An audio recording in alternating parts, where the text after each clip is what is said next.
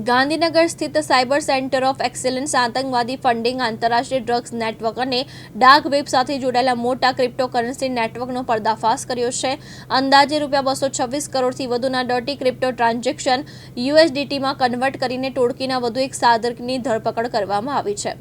Cyber ક્રાઇમને રોકવા માટે ઉચ્ચ પોલીસ અધિકારીના માર્ગદર્શન હેઠળ cyber centre of excellence Gandhinagar દ્વારા વિશાળ સ્તરે તપાસ હાથ ધરવામાં આવી હતી. આ તપાસ દરમિયાન ટેકનિકલ એનાલિસિસ અને હ્યુમન ઇન્ટેલિજન્સની મદદથી એક આંતરરાષ્ટ્રીય ક્રિપ્ટોકરન્સી નેટવર્કનો પર્દાફાશ થયો છે.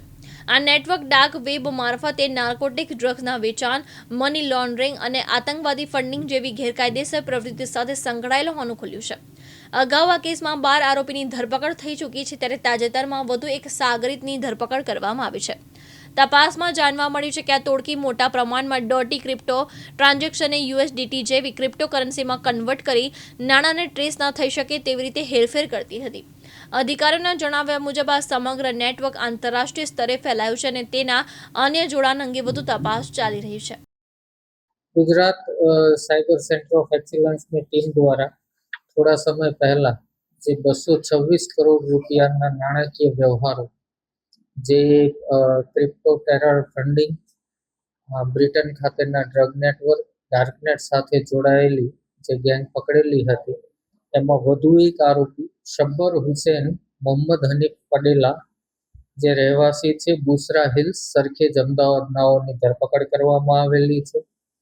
આરોપીની ગુનામાં ભૂમિકા એ રીતે છે કે આ ગુનાના કિંગપિન મોહમ્મદ ઝુબેર પોપટિયા, જે હાલ દુબઈ છે, એમના મારફતે આ જે ડર્ટી ક્રિપ્ટો છે ટેરર ફિનાન્સના, એ મેળવવામાં આવતા હતા અને એ જે ડર્ટી ક્રિપ્ટો છે એને અલગ અલગ યુએસડીટી અને કેશમાં કન્વર્ટ કરી અને આ સંપૂર્ણ સુવિધા પૂરી પાડવામાં આવતી હતી. આ ગુનામાં શબ્બર હુસેનની સીધી ભૂમિકા એ છે કે એ ઝુબેરથી જોડાયેલો હતો અને એણે ઝુબેરના પૈસા અગાઉ પકડાયેલા આરોપી જીશાન, જે મુંબઈથી પકડ્યા હતા, એમના ભાણેજ થાય છે, એમના ક્રિપ્ટો વોલેટ મારફતે આ પૈસા કેશમાં કન્વર્ટ કરાવેલા હતા. આ ઉપરાંત જે મોનેરો ક્રિપ્ટો જે છે એ સલમાન જ્યારે યુકેથી લાવ્યો મોહસિનના મારફતે, ત્યારે મોહસિન, સલમાન અને આ શબ્બર, આ ત્રણ ભાગીદાર હતા. આ ઉપરાંત જે મોહસિન યુકેમાં ડ્રગના ઓર્ડર લેતો હતો અને ત્યાં સલમાન અને મોહમ્મદ ઝુબેર અલગ અલગ માધ્યમથી બ્રિટનમાં લોકોને ડ્રગ્સ પહોંચાડતા હતા અને એના પૈસા ક્રિપ્ટોથી લેવામાં આવતા હતા.